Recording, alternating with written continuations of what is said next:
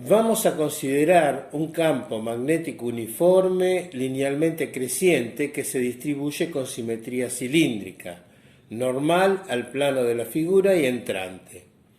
Sobre el plano de la figura vamos a considerar un circuito completamente atravesado por el campo, formado por dos cuadrados adyacentes cuyos lados tienen longitud L y resistencia eléctrica R. Los cuadrados están unidos por un lado y al de la izquierda le falta un lado, de modo que posee dos extremos que denominamos A y B. Queremos conocer la diferencia de potencial entre estos extremos, VAB. Como ya hemos visto, en ambos cuadrados se induce una fuerza electromotriz antihoraria cuyo valor es una constante por L cuadrado. Para determinar VAB, primero tenemos que proponer un circuito que represente esta situación física. Esto lleva a tener que conocer la fuerza electromotriz inducida en cada tramo del circuito.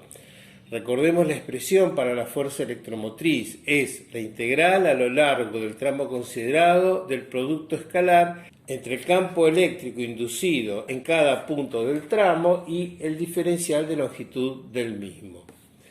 Debido a la analogía existente entre la ley de Faraday y la ley de Ampère, para este tipo de simetría podemos utilizar el mismo procedimiento con que solemos calcular el campo magnético originado por una distribución de corriente en un largo alambre. En este caso, reemplazamos la corriente por el valor absoluto de la variación del flujo magnético encerrado por la curva elegida, que es una circunferencia centrada con la distribución y que contiene al punto donde queremos calcular el campo, distante R minúscula del centro de simetría. El sentido en que vamos a recorrer la curva lo obtenemos por medio de la regla de la mano derecha, que en este caso resulta ser antihorario para contrarrestar el campo entrante y creciente.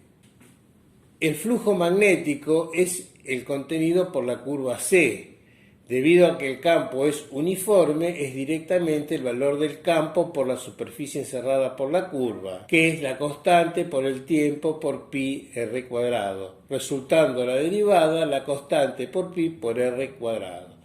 Así nos queda que la integral a lo largo de la curva del producto escalar entre E escalar diferencial L es igual a la constante por pi por r cuadrado. Debido a la simetría, el campo es tangente a circunferencias centradas en la distribución y tiene el mismo valor para una distancia r determinada. Por esto, el producto escalar es directamente el producto E a la distancia r por el diferencial de longitud, y E a la distancia r toma el mismo valor a lo largo de la curva, quedando E a la distancia r por 2πr como primer miembro de la expresión que lo igualamos a la constante por pi por r cuadrado. Y así podemos despejar el campo, que el campo a la distancia r resulta ser una constante sobre 2 por r. Esta es la magnitud del campo para cualquier punto a una distancia r del centro de simetría y dentro de la distribución de campo. Su dirección es la perpendicular a la distancia al centro y el sentido es antihorario.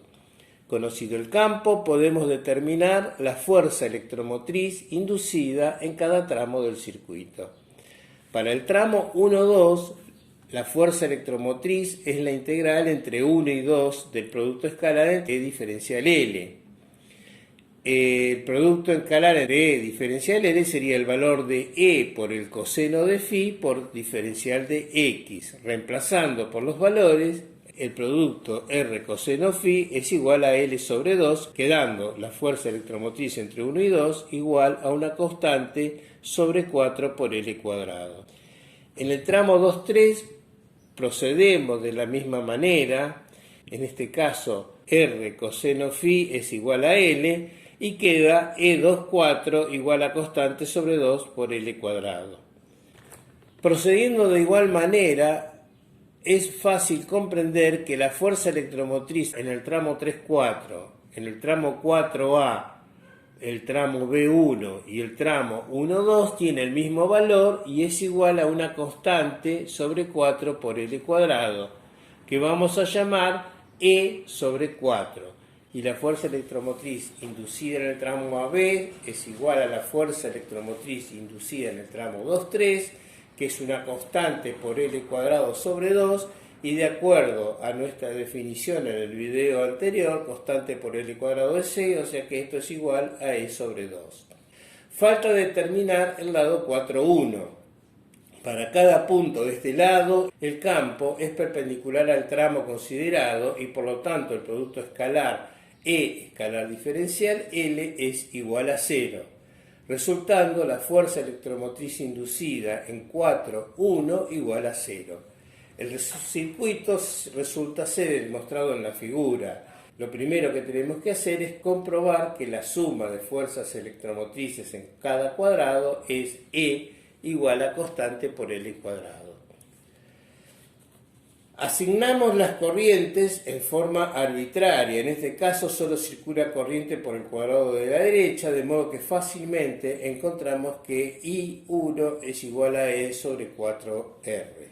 Calculamos B a B recorriendo el lazo 2. Para el lazo 2 tenemos 4E sobre 4 más E sobre 2 igual a 3 I1 por R más B a B.